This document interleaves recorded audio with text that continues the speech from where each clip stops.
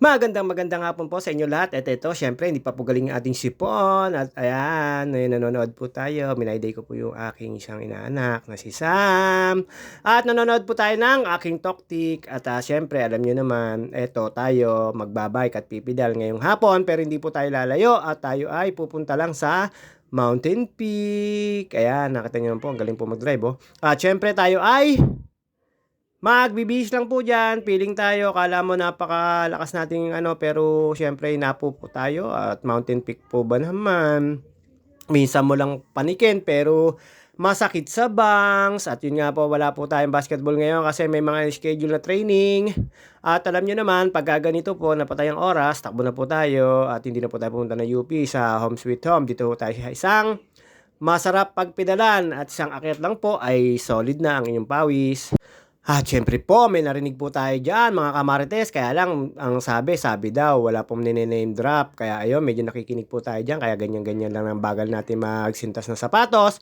Dahil meron tayong pinakikinggan, uy JT, bagong tabas ang buhok. At syempre, alam nyo naman, tayo ay kailangan magpagupit, medyo makapal na at lumalabas na yung ating mga kaputian. At syempre, ayan, pagkatapos po dyan, medyo napapatingin ako, kala ko nag-aaway, yung pala may minamarites lang. At pagkatapos ko po, syempre, ready na po tayo dyan. At yun nga po, paglabas natin, kukunti na po ang mga marites, medyo may kainitan pa. At marami po tayong mga nadaanan dito. At dumaan po tayo dun sa ating resort, pero hindi na po yun nabidyohan kasi marami po mga hindi damit at nudity tayo. Ayan, nakita nyo naman pagka gantong kainitan pa. Wala yung mga kamarites ko. Hindi ko alam kung nasaan. Basta ako, ito, dire-diretso lang. At yun nga po, habang may nag-uusap po sa may amin, hindi ko po naintindihan yung mga pangalan na sinasabi. Parang galit na galit sila. Ayun nga naman, hindi po tungkol sa utang. Ewan ko kung ano yung aanoy nila, pinag-uusapan nila. Parang ang sabi, yung daw ano ni ano ay parang jowa ni ano. Hindi ko po alam kung sino yun. At ayan, paglampas ko po rito, meron po tayong nakita dyan, shoutout kay Randy Cueto at kay Jeff Corpus, kay Lolo Nep, kay Alexis Dicena, kay sa mga tropang slasher at saka po dun sa tropang kubo nung panahon ng buhay pa yung mga magulang ni Alexis Dicena. At syempre ito, dire-diretso lang po tayo dito. Marami rin po tayong mga tropahan dito at medyo mahapdi po sa mata yung mga yung pawis pagpaniko po dun sa Mountain Peak, medyo ang pawis po ay medyo mahapdi sa mata kaya napapatakan po tayo. Wala po kasi tayong pamunas or bimpo na dala. Habang palabas po tayo dito, ayan, nakita po natin yan na Abu Castillo, anong tawag dito? Motor shop. At yun nga po, wala po mga kamarites dito. At syempre, daanan po natin dito ang mga agent. At syempre, ang presidente nila na si Papa Tangay, Rodel San Valentin, napakabait. At sa mga gusto po dito na magpabook, ayan, marami po mga full agent dito na pwede ho kayong magpa-assist or magpahanap ng mga open or walang taong or walang guest na resort dito sa Los Nap City. Syempre sa legit lang po kayo, wag po kayo doon sa scammer. Syempre hindi mawawala ang KMCA Lagoon, KMCA Nagomi, KMCA Docks, KMCA RNG, KMCA Lagoon at KMCA JP at KMCA White House, Luke Monet Castillo. Ayan po yung tindahan ng isa kong kapatid. Yung kabila po ay sarado. At syempre, Luke Monet Castillo, pabook na po kayo, lalo po ngayon mga pa-summer.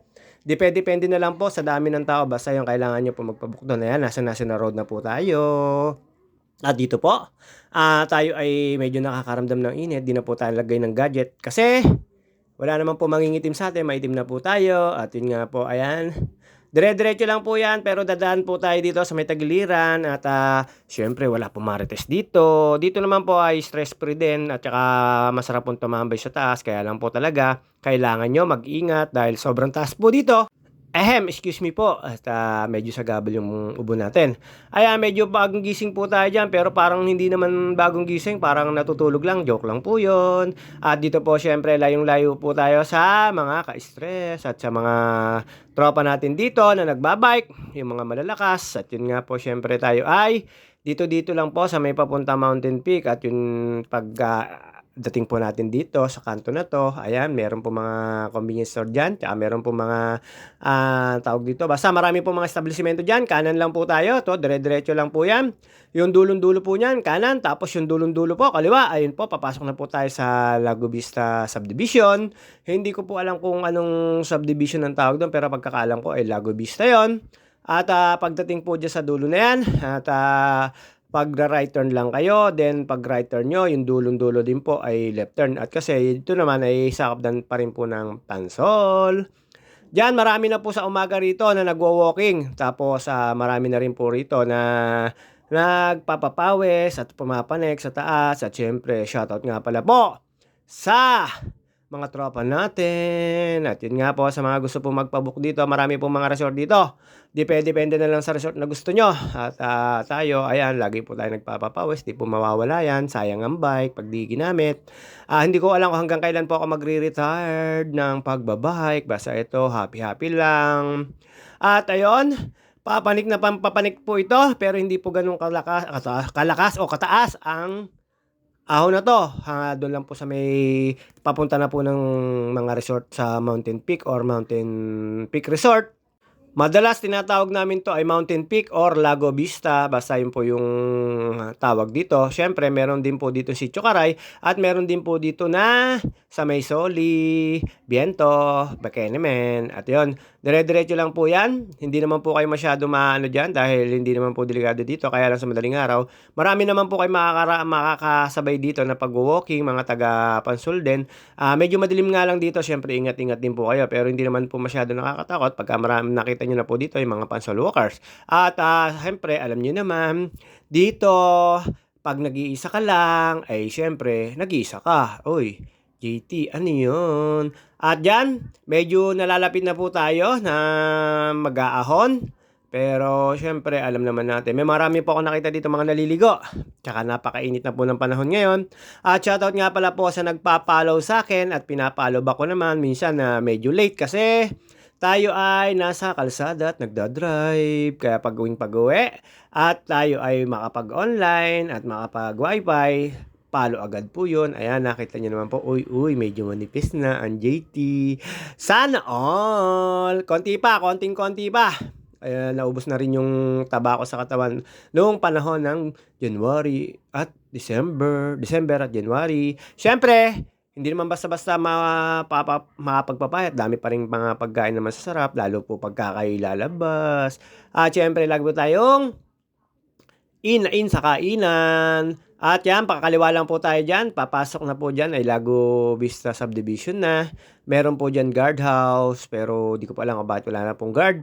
Basta pagpasok nyo po rito, magsisimula na po yung medyo ahon. Sa mga gusto pong pumasok dito, pwede naman po, basta mag-ingat lang. Tapos pag may nakita kayong mga pasaway, sawayin nyo na para hindi tayo napapagbawalan. Ito po yung unang ahon. Medyo matibay-tibay na po yung ahon na yan. Kala nyo lang po napakababa niya, pero masakit na po sa binti yan. Ang kasarapan lang po dito, hindi po masyado masasakyan. At pagdating ko po sa taas, meron pa ako nakita pampasaherong jeep. Siyempre, maganda po yung diskarte niya. Alam niya naman na delikado pagka nagsakay dun sa may paangat. Kaya sabi ko, ikot na lang siya doon at dumaan na nga naman daw siya. Kahit naman sino po, basta ganitong mga ahon, lalo pagka yung makina mo lang ay BA1 na maganda pang ilalim, ahon yan dyan. At ayan po, ayan na yung medyo mahaba-haba na meron ding may siko pero kinaya naman natin. At sa mga admin na nag-a-approve ng aking post, maraming salamat sa inyo. Hindi ko na po kayo maisa-isa kasi ang dami nyo naman po talaga. Maraming salamat. Very appreciated. At dito medyo lumalala na, umaangat-angat na ang ating katuhudan dito. Pero kailangan natin maging, syempre, kunyari, lakas-lakasan. Hindi nyo maintindihan, no? Kailangan natin maging malakas ang tuhod dito. Feeling tayo. Kailangan natin ipidal na ipidal hanggang sa mapanik nyo po yan. Kailangan po natin, syempre may nakita po tayong tao dyan, pakitang gilas tayo. Syempre sabi ko, kaya naman po kahit yung tuhod natin ay ayaw nang pumadyak. At alam nyo naman, pagka ganito may mga tao, pasikat din po tayo, mga bikers, pero hindi naman po ganun kasikat.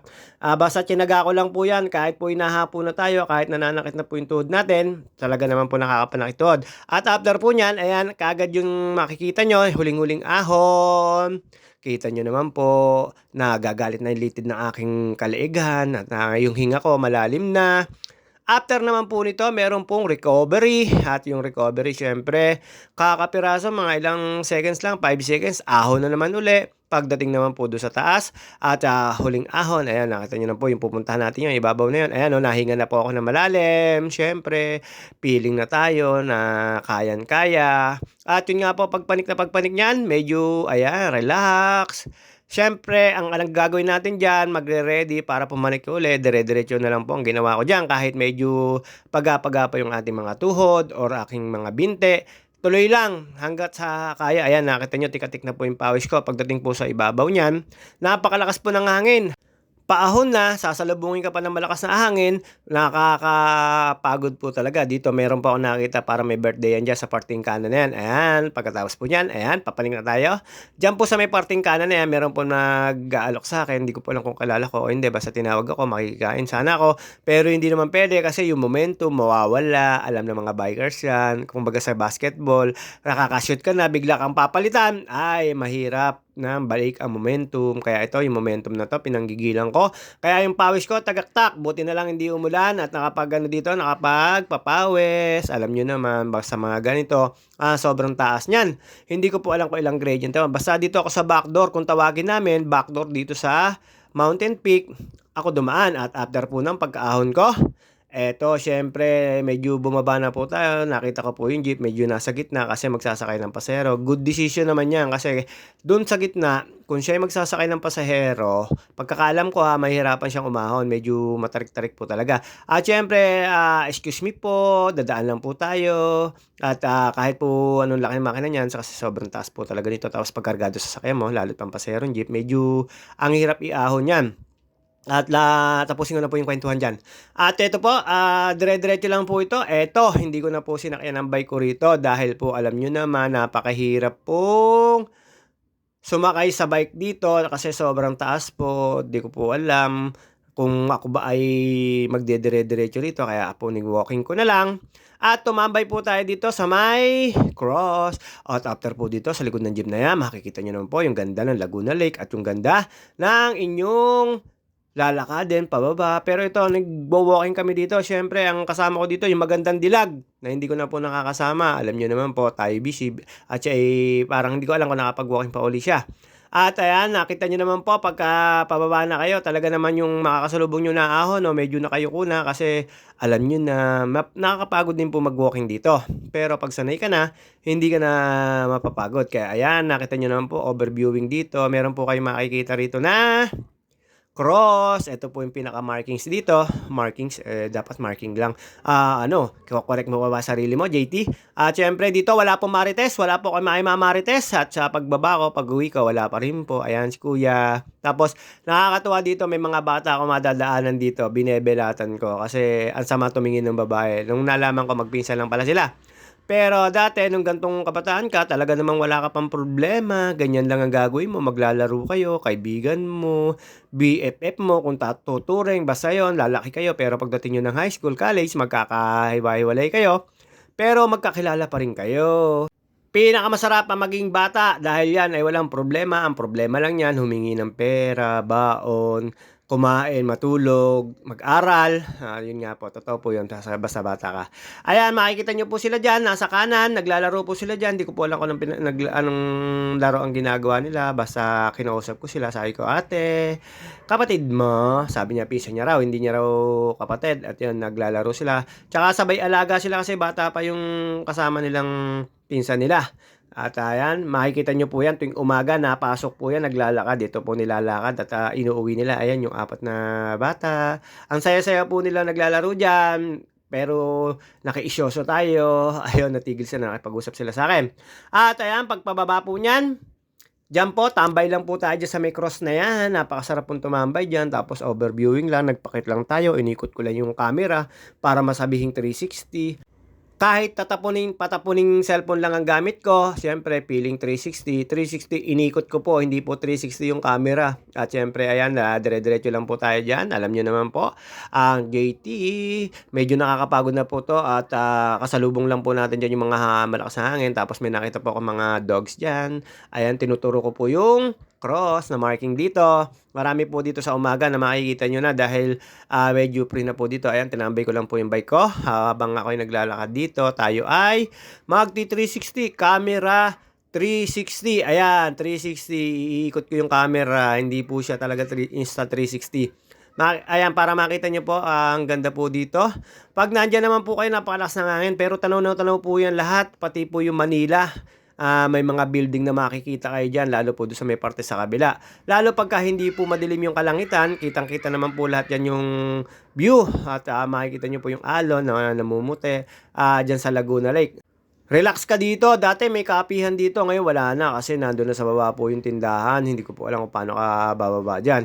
Ayan, lakad-lakad lang tayo. Mekos-mekos lang tayo. At syempre, hindi na po magtatagal ang video natin. Tayo ay medyo tatambay lang na ganyan. Kumuha lang po tayo ng tubig. Uy, kukunti na ang bilbel. Pero pagod. At tayo ay medyo hanggang dito na lang po muna. See you on my next video. Babu sa mga kabikers ko, ka-driver. Iwas sa mga road race, maging mapagpakumbaba tayo at mahaba ang pangunawa, mga ka-JT, babus. Hanggang dito na lang po muna tayo. See you on my next video.